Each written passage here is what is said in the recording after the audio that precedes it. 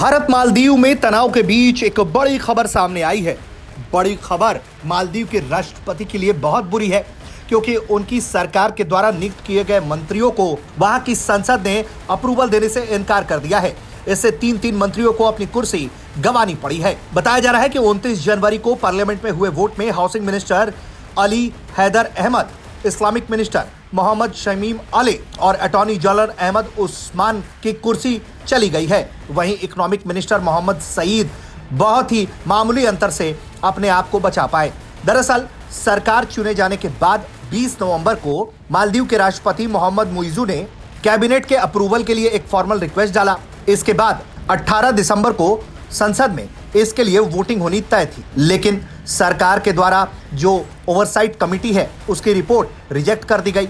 इसके बाद पार्लियामेंट में अलग से 28 जनवरी को इस कमेटी की नई रिपोर्ट पर वोटिंग होनी तय हुई, जो दिसंबर 30, 2023 में पास हो चुकी थी। लेकिन जब वोट देने का दिन आया तो इस पर काफी बवाल हुआ। मालदीव की संसद में जबरदस्त मारपीट हुआ, हंगामा हुआ।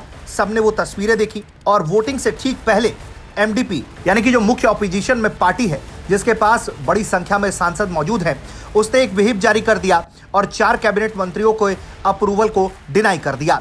इसके बाद मामला बढ़ गया और सरकार और विपक्ष में जमकर लात घूंसे तक चल गए, जिसकी तस्वीरें पूरी दुनिया ने देखी। जिसके बाद हंगामा होता रहा और ये तय हुआ कि 29 जनवरी को इस विषय पर वोटिंग होगी। जैसा कि व्हिप जारी किया गया था, 4 मंत्रियों में 1 मंत्री अपनी कुर्सी बचा पाया, जबकि 3 हैदर, शमीम, उस्मान, इन तीनों पर ही व्हिप अप्लाई हो गया और इन्हें कैबिनेट मंत्री अप्रूवल नहीं मिला। जो वोटिंग हुई उसमें हैदर 46-24, उस्मान 44-24, शमीम 31-30 मतों से हार गए और इस प्रक्रिया में 8 लोग गैर मौजूद रहे। वहीं सईद बड़ी ही मुश्किल से अपनी कुर्सी बचा सके। बताया ये जा रहा है कि बाकी के 18 मंत्रियों को भी इसी तरह की धमकी दी गई है कि अगर ये अपना रवैया नहीं सुधारते हैं तो इन्हें भी इस तरह से गुजरना पड़ेगा। हालांकि मालदीव सरकार लगातार ये बात कह रही है कि देश के विकास को रोकने के लिए मुख्य विपक्षी दल इस तरह के कदम उठा रहा है। आपको बता दें कि मुख्य विपक्षी दल लगातार सरकार के